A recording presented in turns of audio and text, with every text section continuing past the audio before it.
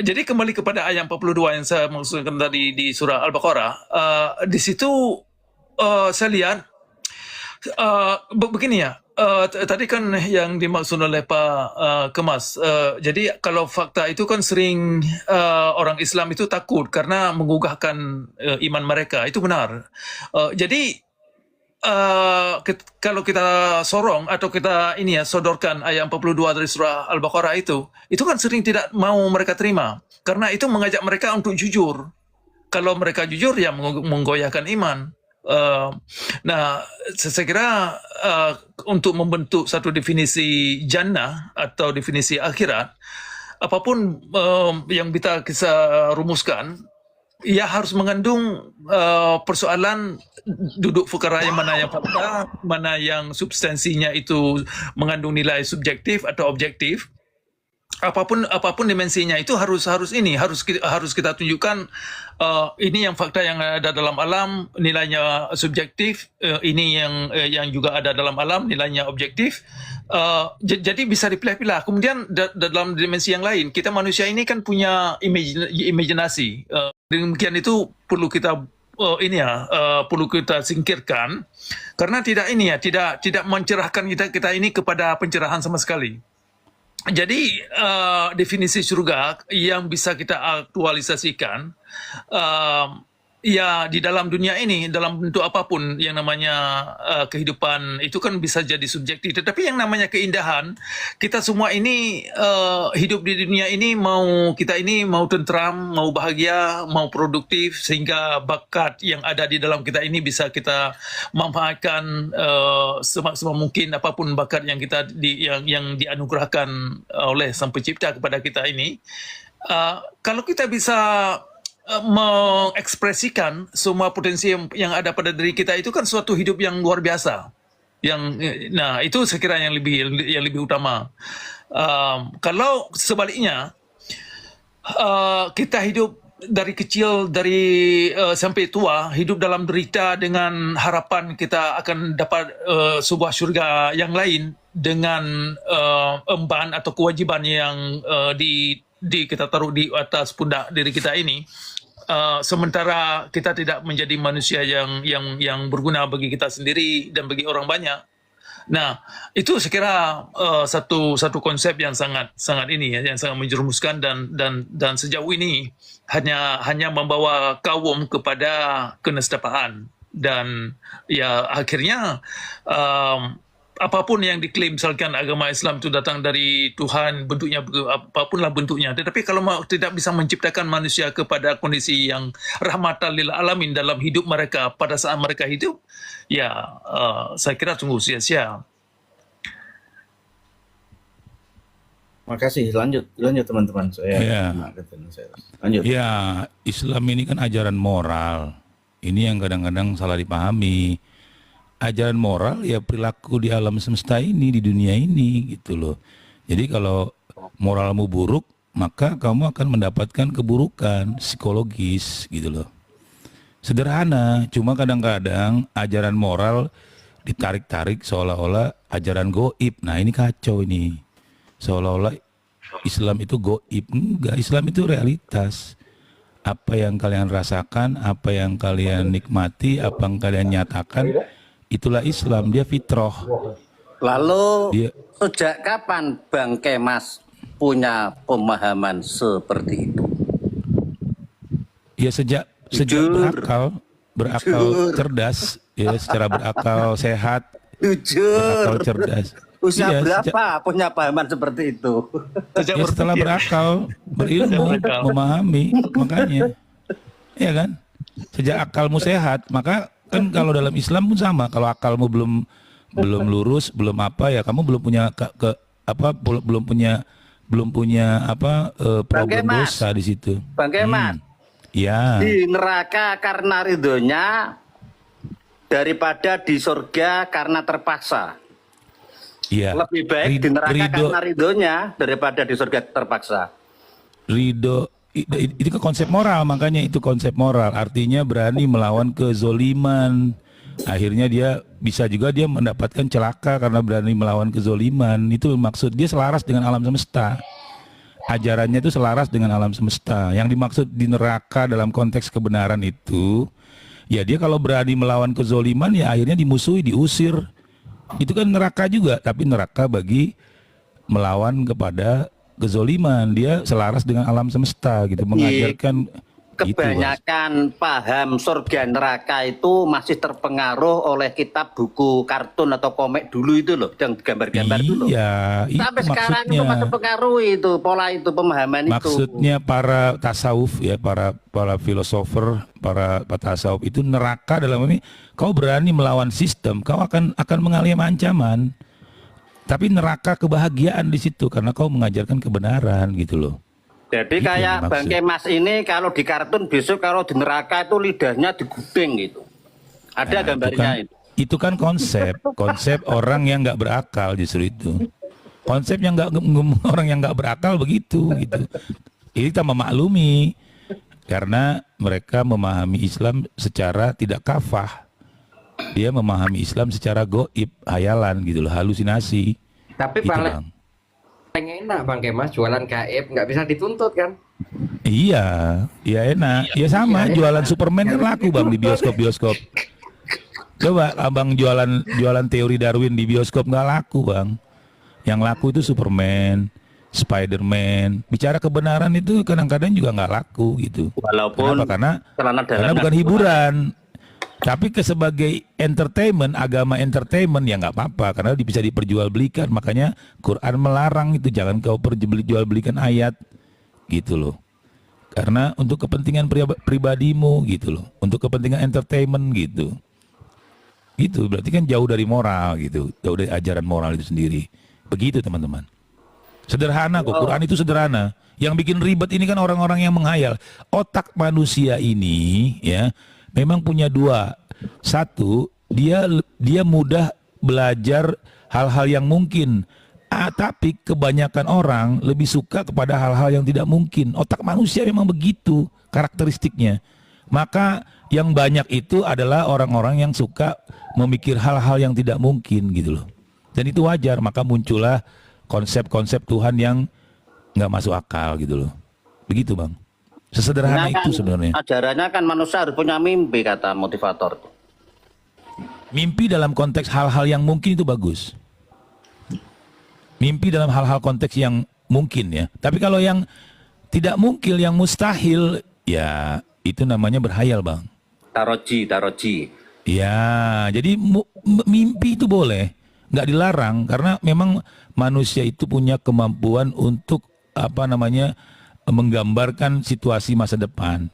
Tetapi situasi masa depan itu yang mungkin, bukan yang tidak mungkin gitu Bang. Makanya harus berilmu. Kalau nggak berilmu, ya berhayal namanya. Itu ya. Kalau diamati satu persatu manusia itu hidupnya itu persis sesuai dengan pola berpikirnya itu persis ketiplek, nggak ada yang beda itu. Iya, kan itu yang dimaksud. Itu hidupnya damai, anteng ya karena cara berpikirnya anteng, damai. Iya, makanya nggak ada kata-kata keji gitu. Makanya mereka nggak mengeluarkan kata-kata keji. Karena apa? Karena orang yang beriman, yang berhayal, iman yang berhayal itu ketika diajukan fakta dan data, maka fakta dan data akan diabaikan karena akan mengganggu keimanannya. Ini masalahnya, tanpa ilmu. Makanya Quran bilang, harus berpikir, berilmu, supaya kau paham gitu loh. Tapi kalau orang yang beriman tanpa berilmu, maka fakta dan data akan ditolak sama dia karena akan mengganggu keimanannya gitu Bang. Makasih. Dari paham Bang Kemas. Ya mantap. Ini kalau boleh saya jabarkan sedikit ya persoalan pendekatan definisi jannah atau akhirat. Itu kan ayat 42 dari surah Al-Baqarah. Itu bisa jadi salah satu fondasi apa yang harus kita pikirkan dan bagaimana perumusan jannah atau akhirat ya. Di situ diterangkan jangan campur aduk mana yang fakta, mana yang tidak fakta.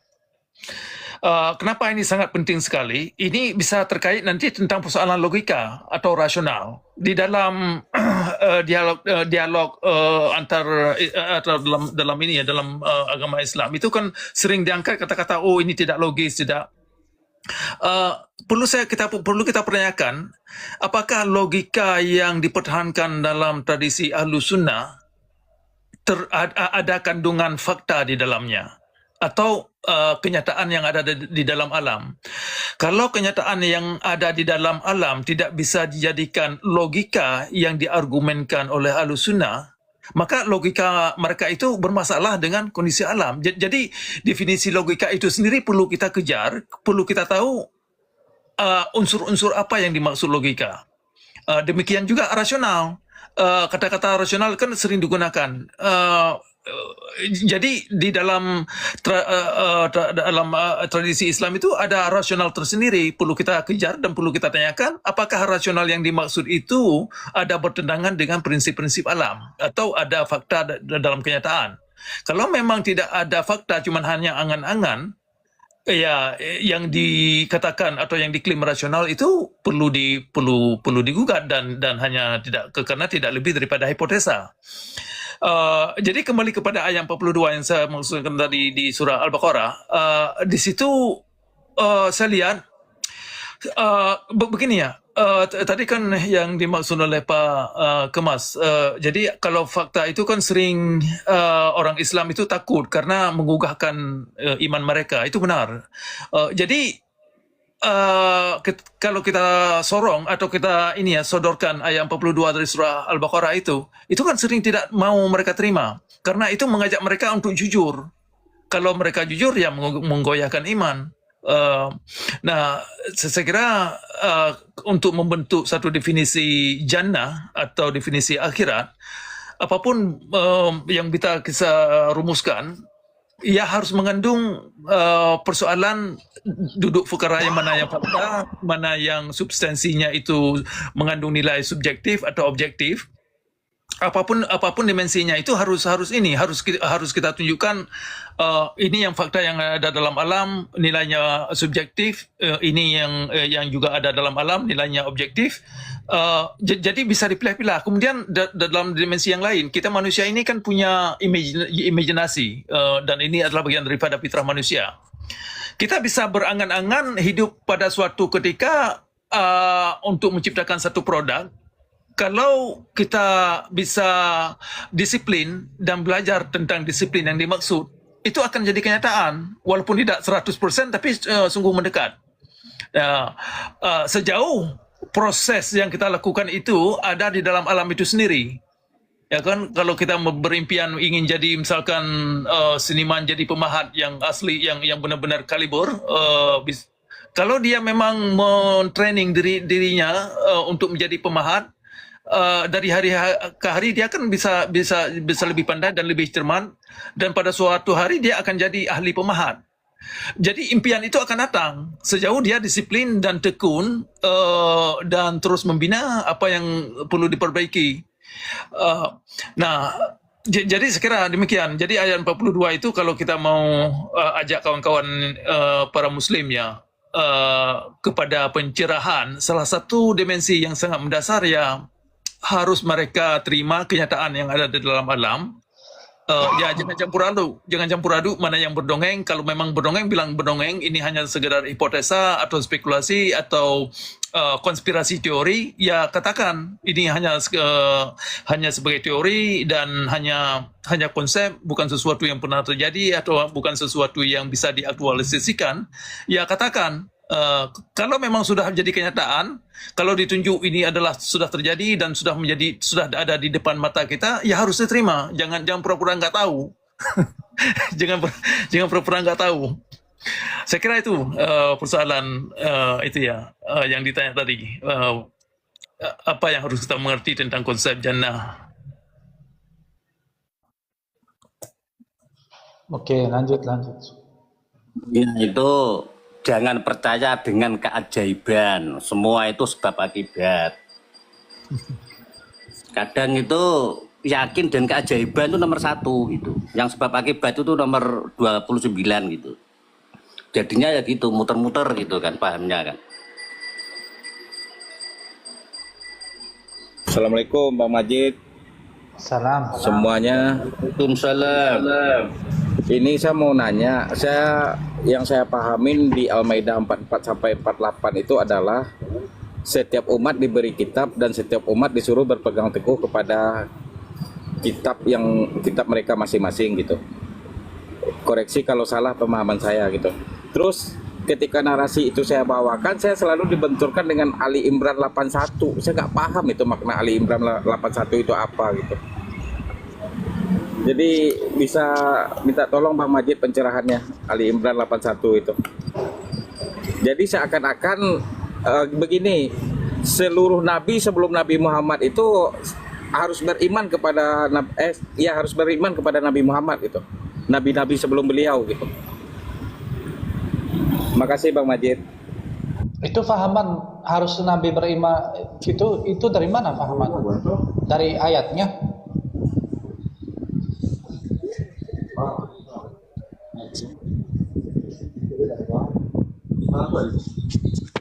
Sebelum buka ayatnya nggak ada kayak gitu, Bang.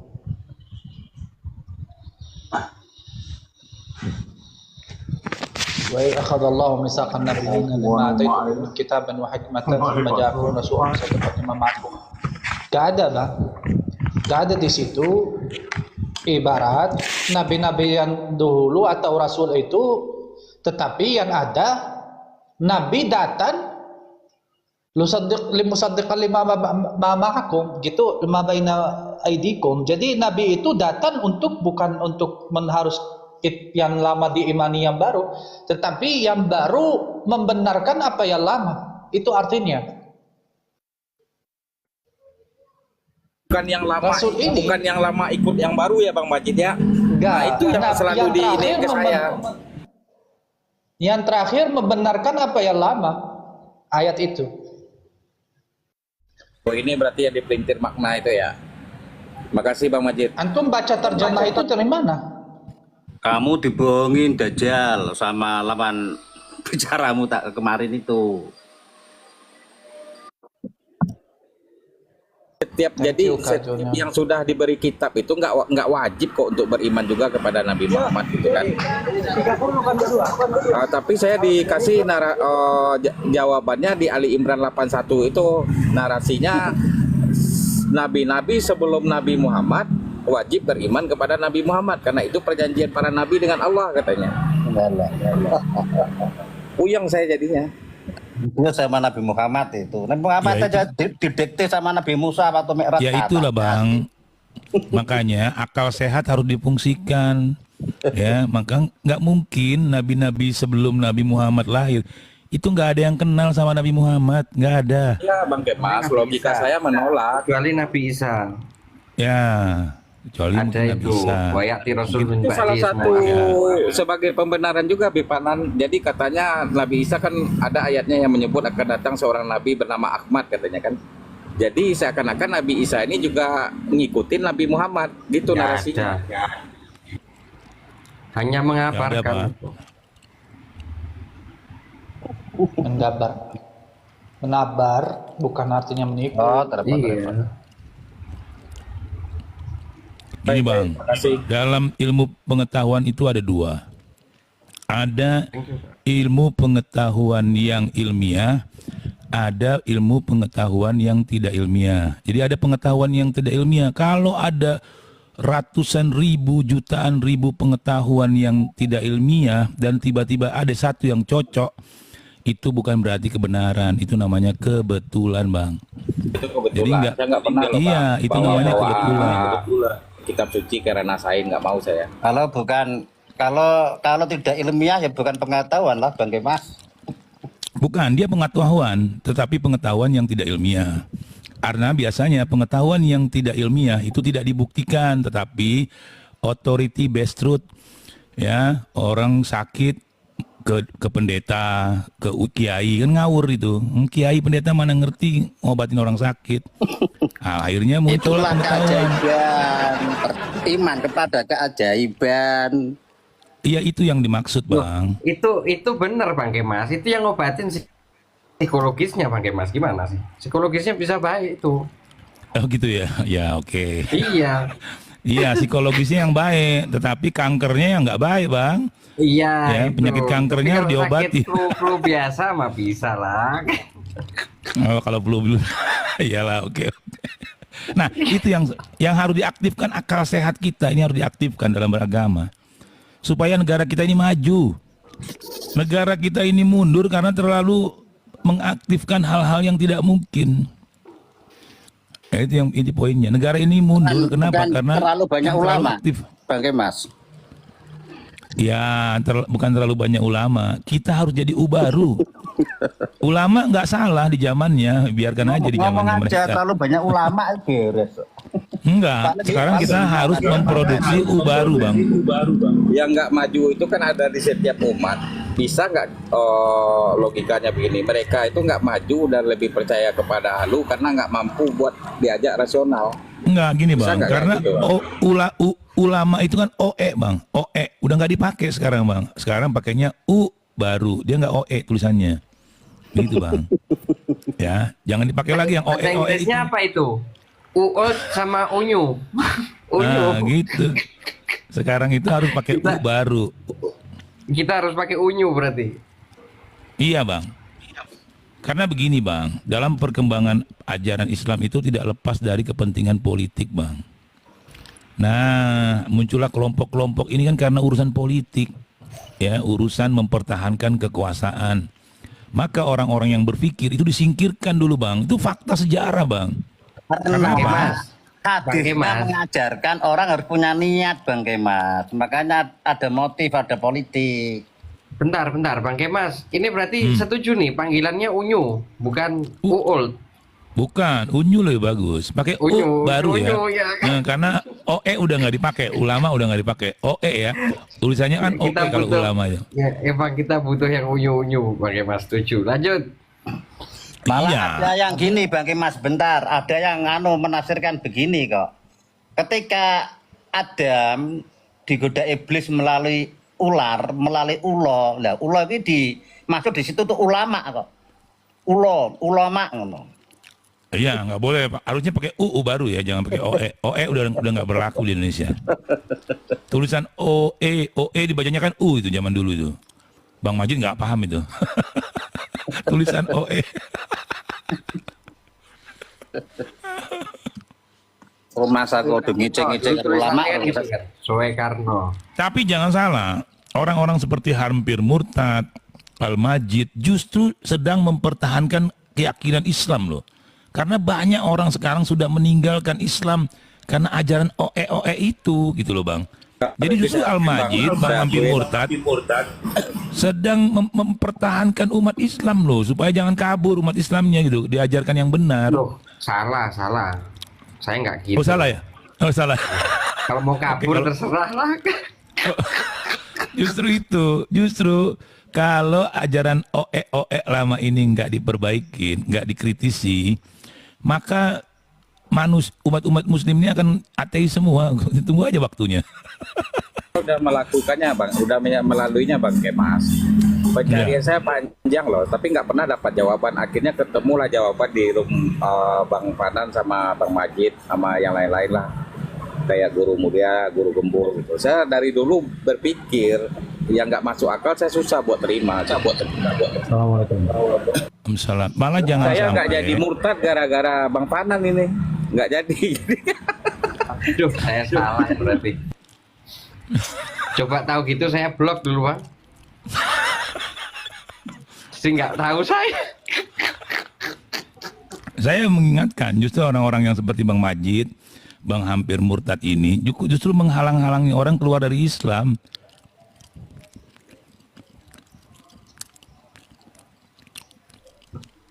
Nggak barbar aja dah. Iya, Itu makanya aja kan loh. justru itu masuk akal ajarannya Bang Hampir Murtad dengan zaman sekarang. Tapi tanda anil fasak dulu kan, baru amar makruf itu kan. Terserah orang mau nyembah ketek, mau nyembah apa, orang urusan. Benar Ya, nggak? karena itu Pak pribadi, setuju itu Iya. pribadi soalnya. Itu Yang sifatnya penting pribadi. udah nggak barbar aja jadi orang. Bisa terima Ah. perbedaan aja udah nyaman. Loh, Islam itu ajarannya itu kok. Menjaga perbedaan. Kalau Allah mau ini seluruh umat manusia ini sujud semua. Kan kata Allah nggak mau. Allah yang mengatakan sendiri loh. Ya kan? Kalau seluruh umat manusia ini ingin dijadikan satu umat, itu mudah bagi Allah. Kan Allah ngomong begitu. Tapi faktanya Allahnya nggak mau. Kalian justru maksa-maksa Allah supaya mau, kan repot. Mas, Allah itu mengajarkan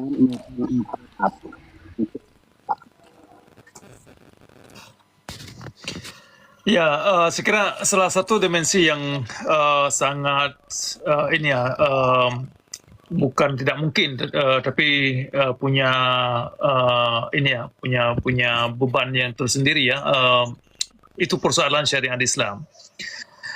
Syariat Islam ini kalau tidak digugat secara apa ya, belak-belakan dengan bahasa yang eksplisit, maka umat itu terus tenggelam dengan syariat Islam. Karena begini, ada konsep termasuk ya para kaum ulama, termasuk imam-imam yang sudah pergi ke negara-negara barat ya, misalkan Imam Syamsi Ali yang ada di New York.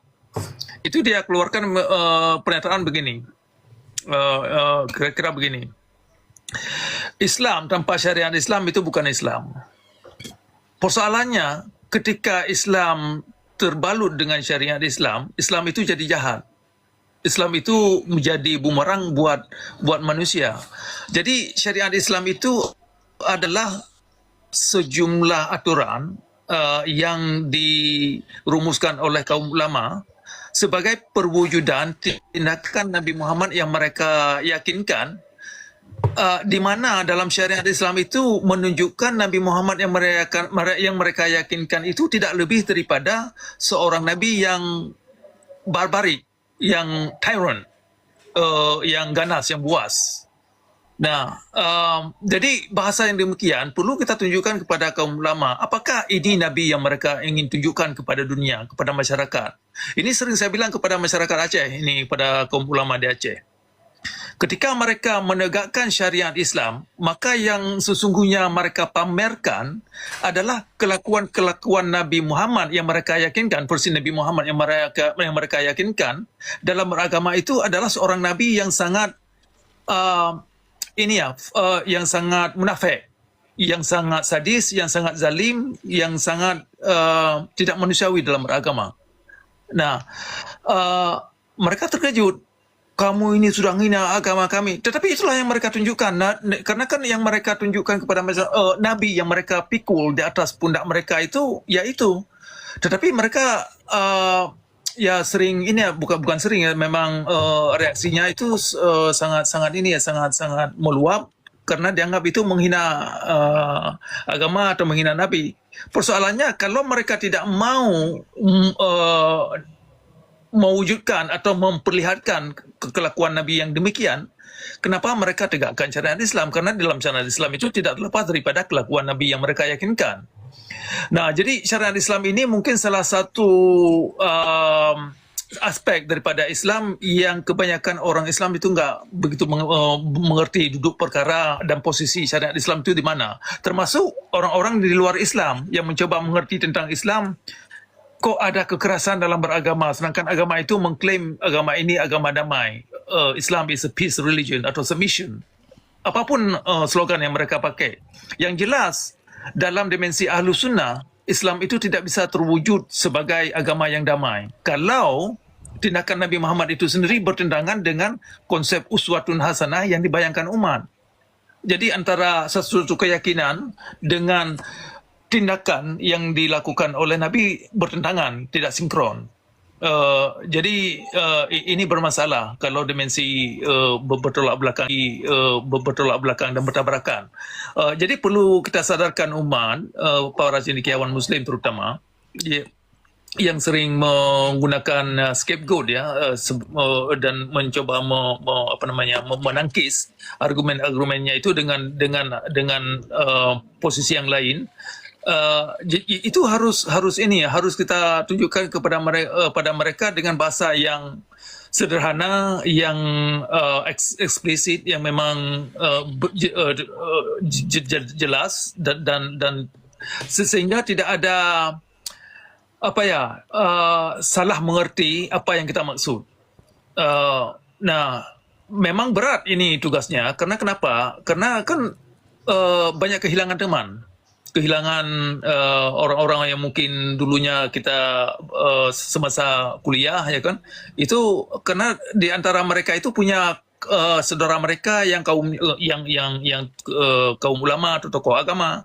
Mereka tidak mau terkait dengan keluarga mereka. Pada saat yang sama mereka sendiri yang mensupport syariat Islam itu, walaupun mereka tidak bilang secara publik, tetapi di hati mereka ke situ. Jadi walaupun tersinggung kawan, tersinggung keluarga, mungkin yang namanya kebenaran itu, saya kira kalau kita ingin kehidupan ke depan kepada anak-anak kita ini mencerahkan, maka sesuatu yang memang tidak benar, tidak manusiawi, itu perlu kita terus